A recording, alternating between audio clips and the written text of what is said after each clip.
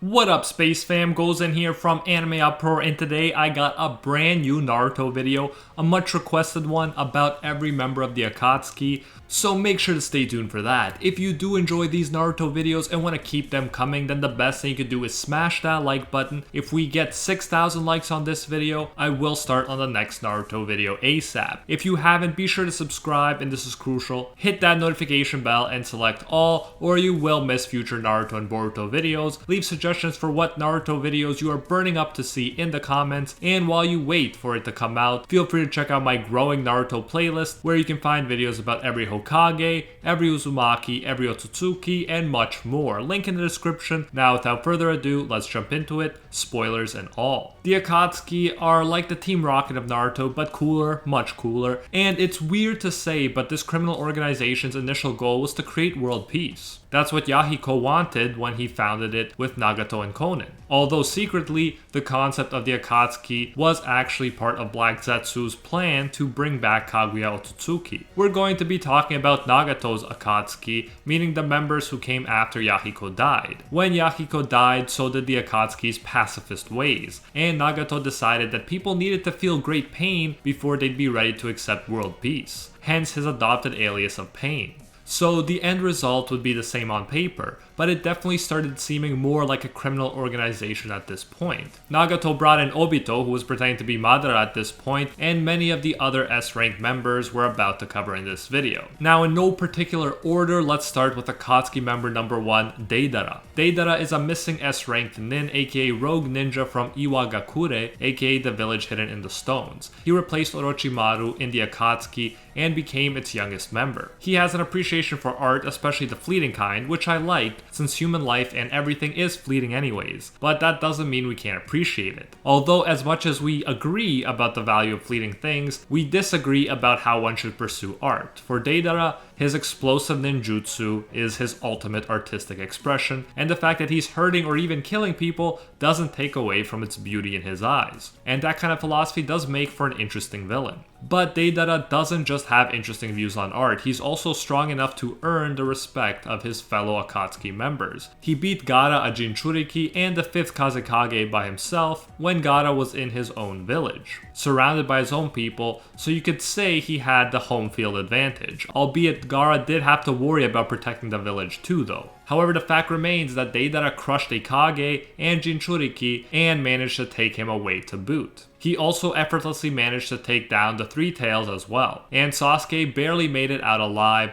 when Deidara self-destructed, becoming a giant piece of art himself before ceasing to exist. He did well against Sasuke considering Sasuke's genius and Deidara's elemental weakness to Sasuke. But let's get into some specifics in regards to Deidara's powers. Deidara had a rare Kekkei Genkai known as Explosion Release, which contains Earth style and seemingly Lightning style as well. Deidara uses Explosion Release in combination with the Kinjutsu, aka Forbidden Technique from his village, to create explosive clay. It is because of this technique that he had mouths in his palms and on his chest that he can use in conjunction with his Explosion Release to create explosive clay. And with this explosive clay, he can invade your sand, invade your body, or create a giant bird out of it that he can ride. It is a very versatile power that you can really get creative with, so it's perfect for this self-proclaimed artist. Deidara could create clay clones that he could detonate, or as mentioned, he could even turn himself into a bomb and create the ultimate art. It was definitely the perfect way for him to go considering his character. The main problem was since the explosions were earth-based, they could be diffused by lightning-based attacks, which made Sasuke an absolutely terrible matchup for him. Besides that, Deidara was fast, smart, and had a scope on his left eye that increased his long-range vision, and he had trained that eye to help him counter Genjutsu as well. He could use Earth style, Explosion style, and seemingly Lightning style. And I know many of you enjoy character statistics, so here's Deidara's stats. According to the 3rd data book, he got a 5 out of 5 in Ninjutsu, a 3.5 in Taijutsu,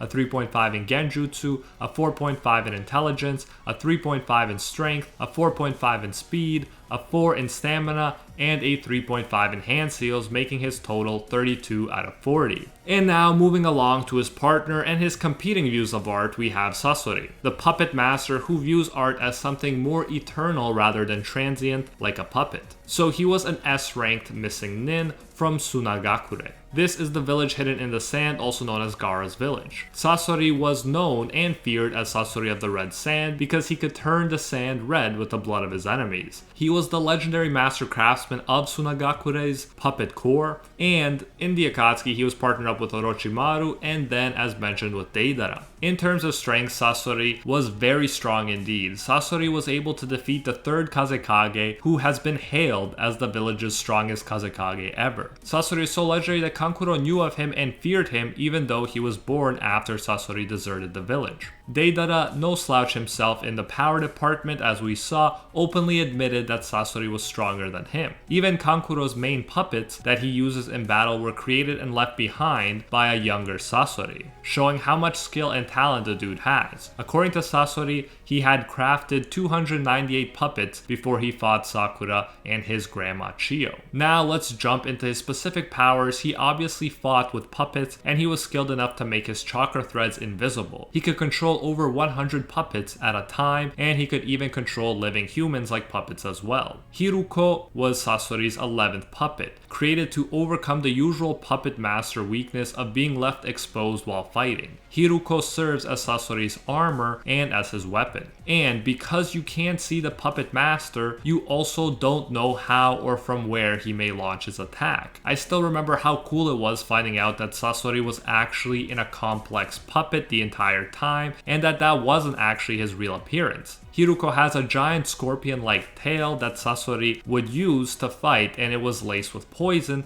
making it all the more deadly. The puppet could also fire poison needles and other projectiles. And bonus fact, in the anime, we're told that Hiruko was a human puppet made from a famous Tsunagakure shinobi. Sasori is actually the only one who knows how to create human puppets, and by doing so, he can actually take advantage of Kekkei Genkai and other abilities that the fighters had before they were turned into puppets. Not only did he beat the strongest Kazekage, he also turned him into a human puppet. As a result, he could take advantage of the third Kazekage's Kekkei Genkai in order to use magnet release and iron sand techniques. He combined the iron sand with his poison, making it even deadlier. He could control the sand, using it to fight or even jam enemy puppets. Then there's the fact that even Sasori's real body is a puppet body except for his small core. This explains why he looks so young despite being 35 years old. The fact that most of his body is a puppet comes with many benefits, such as not having to eat, being able to survive punches or wounds that would kill an ordinary person, not being able to feel pain, and much more. Of course, it's still possible to kill him if you destroy his core. It's also worth mentioning the Red Secret Technique performance of 100 puppets, which lets Sasori summon more than 100 puppets at once. Keep in mind, even elite puppeteers can usually only hope to control up to 10 puppets at a time, aka 1 per finger. Since all of these are connected to Sasori's core, there is also no time lag between Sasori's will and the movements of the puppets. Sasori bragged that he brought down an entire country with this technique. Lastly, let's go over his impressive stats according to the data book: a perfect 5 in ninjutsu, a 4 in taijutsu, a 4 in genjutsu, a 5 in intelligence, a 3 in strength, a 4.5 in speed, a 5 in stamina, and a 4 in hand seals, making his total 34.5 out of 40, which is 2.5 points higher than Deidara's overall score. Yes, he eventually loses to the combined forces of his skilled Granny and Sakura, but it was an epic fight, and in his defense, Sakura was actually quite useful during that fight. Next, let's look at Akatsuki member number 4, Hidan, an S-rank missing nin from Yugakure, aka the village hidden in the hot springs. He was partnered with Kakuzu, although they didn't quite get along. Their team was referred to as the zombie combo by Kisame because they both couldn't die in a sense. Hidan was so strong that his village straight up chose not to deal with this missing nin because there was no one in the entire village who could defeat him. He defeated the two-tails Jinchuriki and our boy Asuma,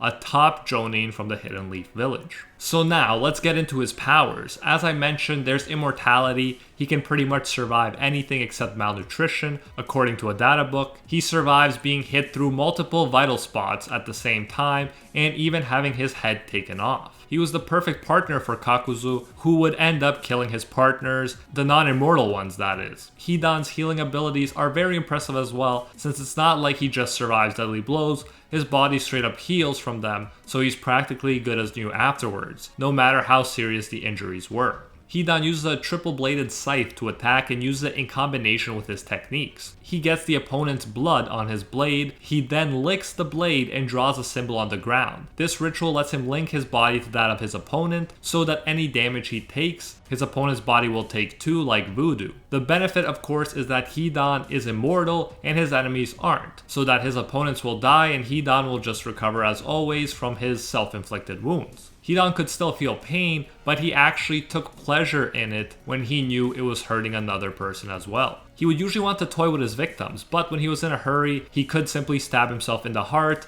and that would be that for his opponent. As you may expect from an anime villain, Hidan would relish in the satisfaction that came from making others suffer. So yeah, Hidan seems pretty OP, but there are a lot of rules he has to follow to use his powers. He needs to be in his circle and get the blood, so if you know what his powers are, they're more easily avoided. Also, even if he is immortal in a sense, if you cut off his head, he's pretty much powerless if he doesn't get reattached. And as anime fans should know, immortality in and of itself, not counting power, is not really that big of a deal in a shonen world. His data book stats were as follows: a 5 in ninjutsu, a 4.5 in taijutsu, a 3 in genjutsu, a 3 in intelligence, a 4 in strength, a 3.5 in speed, a 5 in stamina, and a 3.5 in hand seals, making his total 31.5 out of 40, putting him slightly below Deidara's 32. Now let's turn to Hidan's zombie partner Kakuzu. He is also an S-rank missing nin, and he comes from Takigakure, aka the village hidden in the waterfall. Kakuzu has been around for a while and even tried to assassinate the first Hokage Hashirama in the past but failed. His village wasn't too happy with his failure, so they turned against him and he turned against them, eventually becoming a black market bounty hunter before joining the Akatsuki. However, the fact that they expected him to take out the so-called god of shinobi speaks to how highly people thought of Kakuzu's power. Kakuzu's powers revolve around his unique body structure, which is made up of threads that hold his body together like stitches on a rag doll. His power lets him use these threads for long-range attacks, and they also let him stitch up serious wounds. The threads can be used to stitch up other people's wounds as well, as we saw when Hidan's head was reattached. Kakuzu could take a point-blank range lightning cutter attack and go on to fight like nothing happened. He can also use his threads to form a Doc Ock version of himself, which is great for launching long-distance attacks. And along with these sweet threads came the ability to integrate other people's organs into his own body, and this is what allowed him to extend his life and live for multiple generations. He can have up to 5 hearts at a time, and so you have to kill him 5 times if you want him to stay dead. If he so chose, Kakuzu could split off each heart into its own thread monster, which had a mask and could attack independently with blasts of specific elemental chakra. The ninja hearts he stole can grant him access to different elemental attacks. Kakuzu's main elemental affinity was earth, but he had a heart with a fire affinity, a heart with a lightning affinity, a heart with a water affinity, and a heart with a wind affinity, allowing him to use all of these different types of releases, including combinations of them. As mentioned, this dude was so deadly that he would regularly kill his own partners, which is why he needed someone immortal-esque like Hidan to work with, or he might have just kept killing new Akatsuki recruits. According to the data book, he scored a 5 in ninjutsu, a 4 in taijutsu, a 3 in genjutsu, a 4.5 in intelligence, a 4 in strength, a 4 in speed, a 4.5 in stamina, and a 3.5 in hand seals, making his overall score a solid 32.5 out of 40. Next, let us look at Kisame Hoshigaki, the monster of the hidden mist and Itachi's own partner in the Akatsuki. He is the shark man of the group. In addition to being an S-rank missing nin from Kirigakure, aka the village hidden in the mist, he was also a member of the 7 Ninja Swordsmen of the Mist, a really hype group in Naruto made up of only the best swordsmen or blade wielders from Kirigakure. So yeah, Kisame is a member of some pretty hype groups, not gonna lie. Unlike a good deal of other Akatsuki partnerships, Kisame and Itachi became pretty solid partners eventually. I always tended to enjoy their dynamic, and probably because Itachi is so cool, Kishimoto made sure to partner him up with another cool, not to mention very strong character. Kisame possesses Jinchuriki level chakra volumes, and that led people to call him the tailed beast without a tail. Furthermore, his sword, Samehada, has been called called the most terrible of all 7 blades. Kisame can combine with the sword and become like a Biju, putting out Jinchuriki-like power. He could create a large body of water around himself, forcing his opponent to fight in Kisame's element, putting them at a severe disadvantage. His sword could also absorb people's chakra, making him the best in all of the Akatsuki at catching opponents alive because he can drain their chakra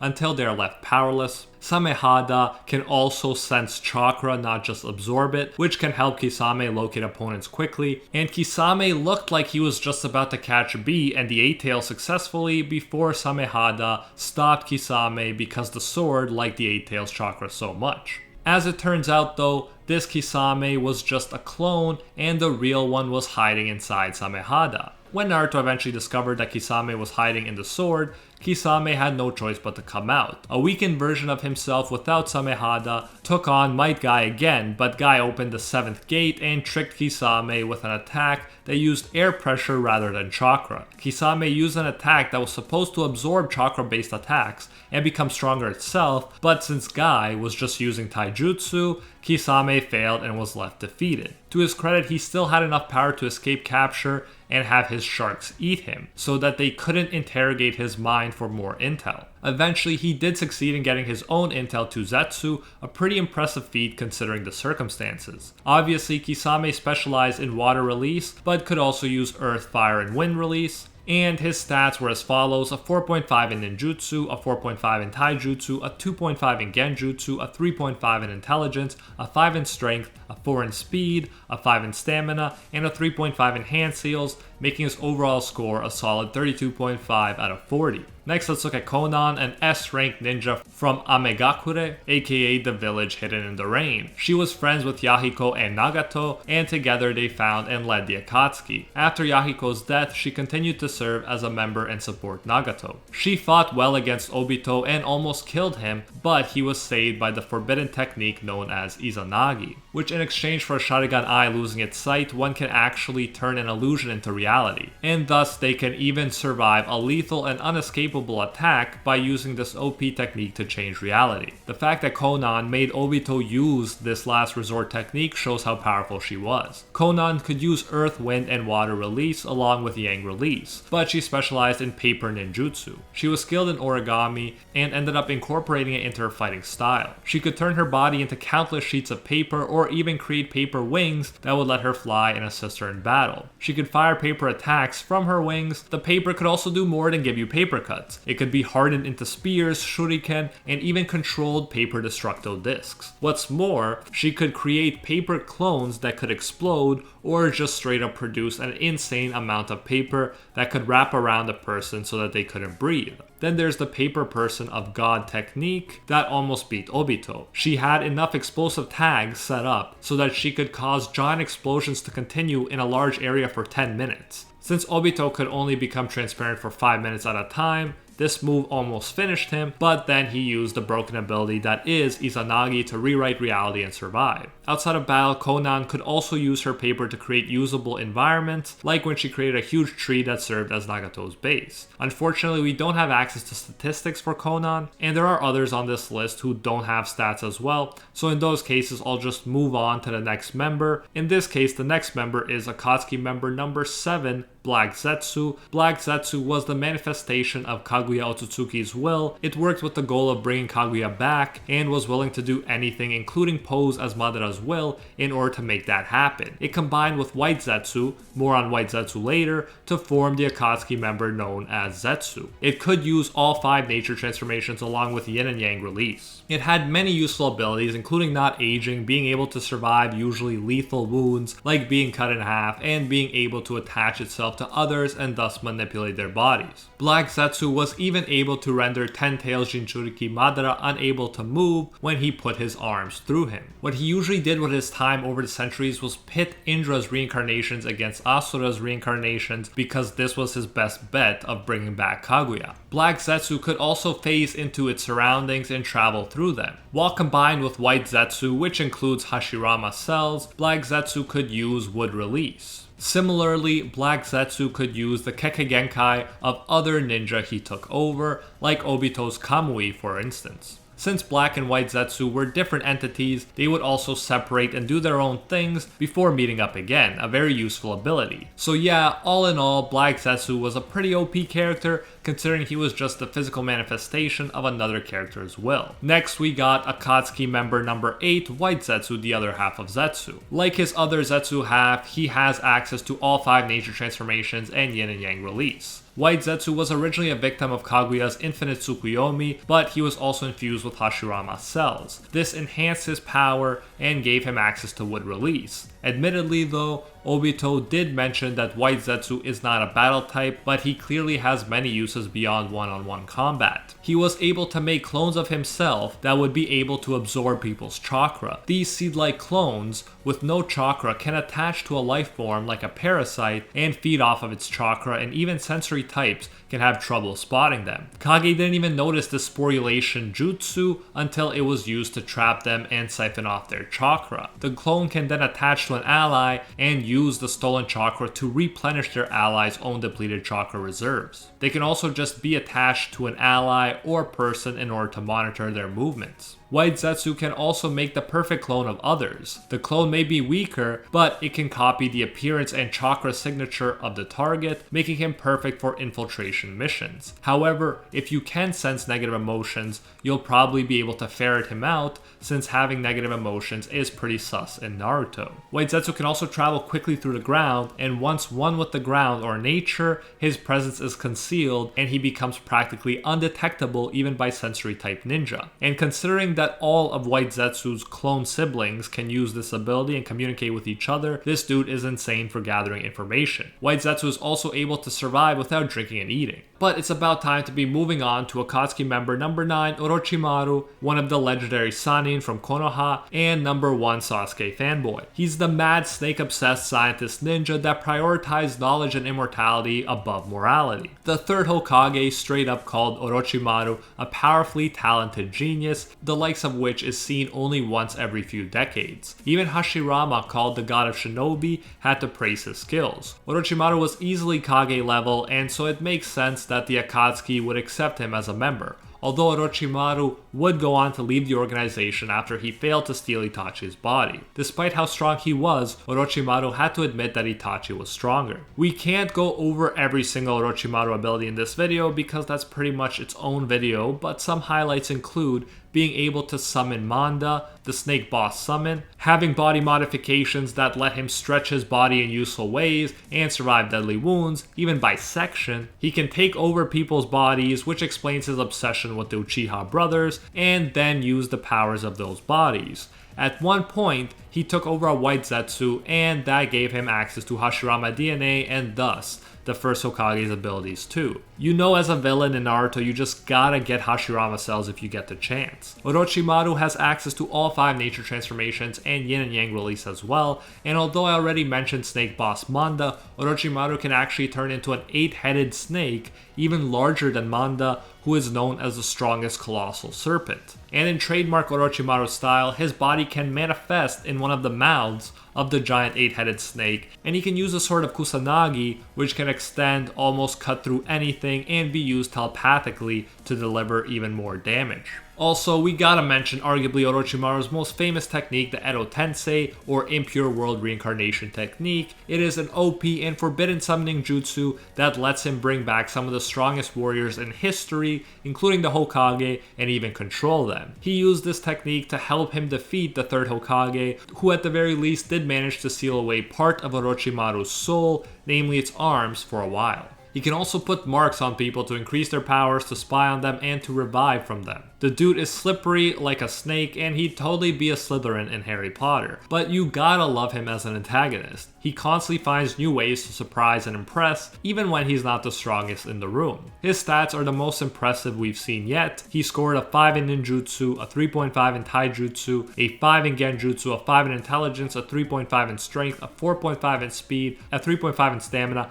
and a 5 in hand seals, giving him a total of 35 out of 40, or an 87.5%. Next, let's look at Akatsuki member number 10, Kakashi's childhood friend Obito Uchiha, who also went by the alias of Madara and by the alias of Tobi at different points in his Akatsuki career. Kakashi's Sharingan was actually Obito's Sharingan, and Obito was trained by the legendary Madara Uchiha himself. As with Nagato, Obito wasn't a bad dude per se, but he was disillusioned after witnessing the realities of war, and as a result was ready to accept Madara's Eye of the Moon plan, which would bring peace to the world by using the infinite Tsukuyomi on the moon in order to trap everyone in an ideal genjutsu world. It's kind of like Naruto's version of the human instrumentality project. At the cost of people's individual free wills and abandoning the real world, everyone would be happy and at peace, in theory. I think this is a great concept / plan for a villain or antagonist to pursue, not gonna lie, because there is so much gray area here. It really isn't black and white. Since Obito doesn't really want people to suffer, rather he wants them to live in an ideal world, and until he accomplishes this, it doesn't really matter to him how much damage he has to cause in the real world, since that world will just be replaced later anyways. I have covered Obito's abilities in my Every Uchiha and Their Powers Explained video, but I'll give some highlights here as well. Obito is kind of a parallel to Naruto in that they both started with average or below average abilities, but with Madara's training, Obito improved so much that people started to believe that he could be the real Madara, who was known for his legendary strength. At his peak, as a 10 Tails Jinchuriki, he even significantly surpassed Hashirama Senju, the one called the god of shinobi in speed and power. He was the strongest one on the battlefield at this point, and that's saying a lot when you got the Hokage, Madara, and of course Naruto and Sasuke there too. Obito has a white Zetsu type body modification, and as a result, like every good Naruto villain should, Obito has access to Hashirama cells. These modifications give him access to crazy healing abilities and allow him to use Wood Release as well. He could also use the 5 basic nature transformations along with Yin and Yang Release. Then, like every skilled Uchiha, there is his Sharingan, which Obito evolved into a Mangekyo Sharingan that gave him access to his space-time ninjutsu known as Kamui, which lets him become transparent or to completely transport to another dimension. And then he can transport from that dimension to anywhere he wants to in the real world, so he can pretty much teleport from place to place in the real world. He also used the Izanagi, the forbidden technique already mentioned that lets him sacrifice a Sharingan eye in order to rewrite reality itself. And of course, there's his unique Susanoo with its Kamui Shuriken that Kakashi uses. And at different points in the story, he had access to the Rinnegan's power, to truth-seeking orbs, and even to the sage's sword of Nunoboko, which can potentially destroy the world itself. So yeah, not bad for an underachieving kid. Unfortunately, we don't have his stats at his strongest, but as a kid before his so-called death, he had a 3 in ninjutsu, a 2 in taijutsu, a 1.5 in genjutsu,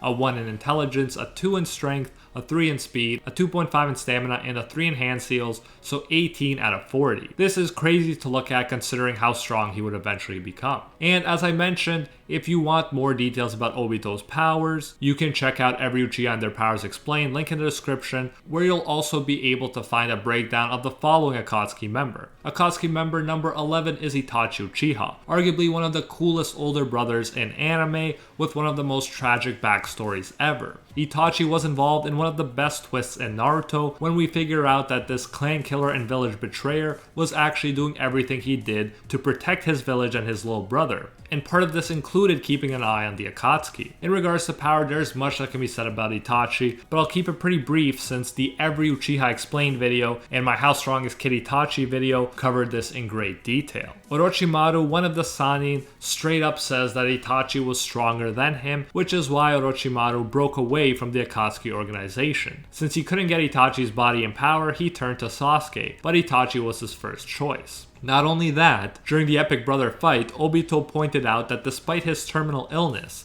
Itachi could have beat Sasuke if he really wanted to, despite how strong Sasuke had become at this point, and despite the fact that Sasuke had access to Orochimaru's power too. Some of Itachi's notable techniques include his crow clone technique, which disorients people much more than regular clone techniques, his clan's great fireball technique, which Itachi mastered at a young age, his genjutsu, which is strong enough to mentally break his opponents, and of course, there are other techniques associated with the Sharingan. Itachi can use Izanami, the counterpart to the already mentioned Izanagi. It also costs the Sharingan eye itself, but it is a jutsu that decides one's fate, and can trap an opponent or ally within an endless loop of repeating events that take place in their mind. If the victim acknowledges their mistakes and accepts their fate, then it is possible for them to escape the loop. It's also useful because Izanami is not dependent on an opponent's vision. When it comes to Itachi's Mangekyo Sharingan powers, his right eye can use Amaterasu, aka the all-consuming black flames, and in his left eye he can use Tsukuyomi, which lets him alter his victim's perception of time within his genjutsu, so in a few seconds he can torture them mentally for what feels like days or longer. However, he doesn't have to torture them, he can also make them experience a blissful lifetime within those few moments as well. This is probably one of my favorite abilities in Naruto,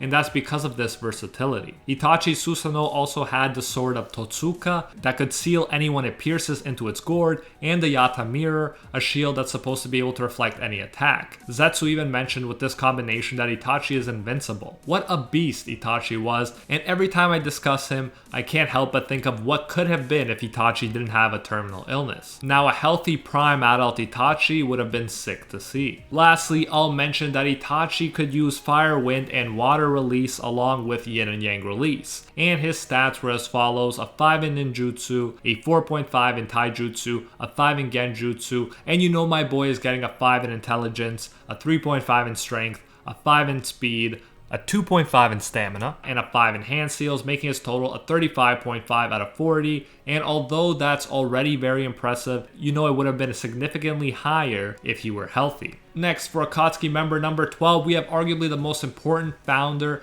and leader of the Akatsuki, Nagato Uzumaki, who I've also mentioned in my Every Uzumaki and Their Powers Explained video, if you want an even more detailed breakdown of him and other Uzumaki. Here, let's mention some juicy highlights again. Nagato adopted the alias Pain as mentioned because he thought that inducing enough pain in others was the key to world peace. At the time, Nagato was regarded as the Akatsuki's most powerful member. This was obviously before Ten-Tail Jinchuriki Obito and all that. When Kabuto reincarnated a bunch of powerful shinobi, he regarded Nagato as the second strongest, only putting Madara Uchiha above him. And it required a tag team of Naruto, Killer Bee, and Itachi to defeat his reincarnated form. Add to this list that as Pain, he killed Jiraiya and single-handedly destroyed Konoha, and you get a very OP dude. He could use all 5 basic nature transformations along with Yang Release and master any technique taught to him even as a 10-year-old. Now, his Rinnegan eyes weren't originally his but Madara's, but because he was an Uzumaki, he could use the powerful eyes without drawbacks. He was called the third Sage of Six Paths by Obito, which is hype because the Sage of Six Paths is pretty much a godlike figure in Naruto. With the Rinnegan, Nagato got access to the Six Paths techniques, which he used through 6 different avatars,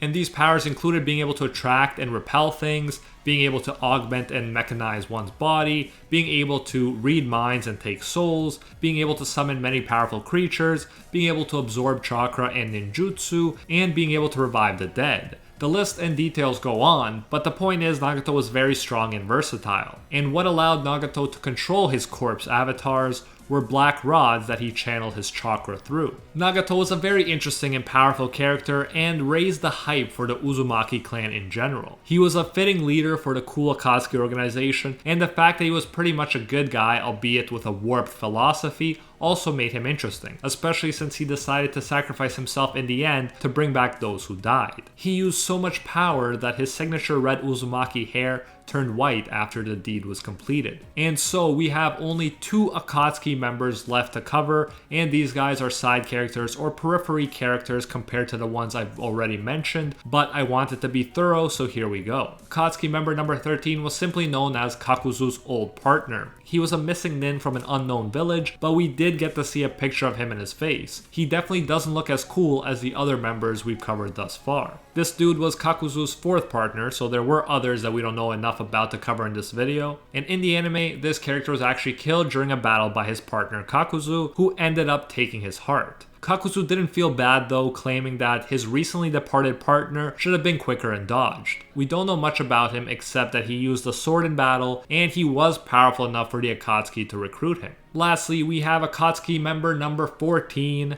Juzo Biwa, a Jonin from Kirigakure, and a member of the 7 Mist Swordsmen. In the anime, he was actually in the Akatsuki and partnered up with Itachi. This dude was known for dyeing the battlefield red with, you guessed it, the blood of his enemies. His sword was also self-healing and could be repaired by using the iron in the blood of his enemies. So yeah, all in all, he definitely found uses for his enemies' blood. In the anime, he survived his fight against the father of Might Guy, aka Might Dai, after the latter opened all 8 gates. No small feat. In the anime, he ended up dying during his and Itachi's battle against the 4th Mizukage, who was also the Three-Tails Jinchuriki. A tailed beast ball ended up breaking Biwa's sword, sending half of it into him. And that was the end of Juzo Biwa, who at least met his end in the hands of a very powerful opponent and didn't just happen to get accidentally killed by his own teammate. And that is it for every known member of Nagato's Akatsuki. If you did enjoy this Naruto video and want to see more like it, make sure to smash that like button and share this video with any cultured ninja that you know. If we can hit 6,000 likes on this video, I'll get started on the next one ASAP. You can let me know what topic you're dying to see the most. I've been thinking about covering all the Kage next, or maybe the Hyuga clan. If you haven't, be sure to subscribe. And this is crucial, hit that notification bell and select all, or you will miss future Naruto videos. And if you haven't yet, make this the day you subscribe. Plenty more content like this is on its way, and feel free to check out my growing Naruto/Boruto playlist, where you can find videos about every Hokage, every Uzumaki, every Otsutsuki, and much more.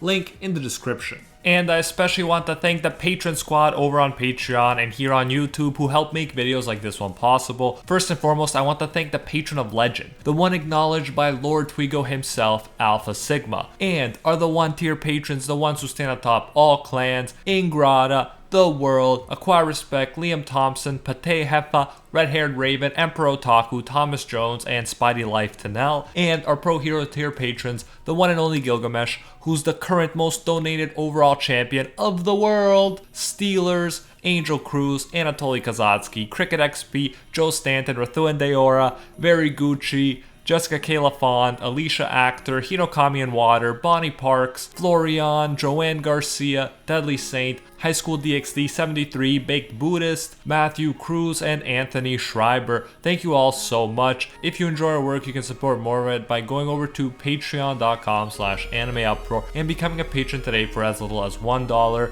If you do so, you'll get your name featured in future videos alongside these amazing people right here, and you'll even get access to our private patron-only Discord, where we talk about anime life and of course dank memes. So check out patreon.com/AnimeUproar, link in the description if you're interested. You can also join the YouTube channel by clicking that blue join button next to the subscribe button that you've hopefully already destroyed. So yeah, you can support more content that way if you prefer. Whichever way you choose to support us, you will get the same great benefits. Thanks again, and until next time, see ya, Space Cowboys.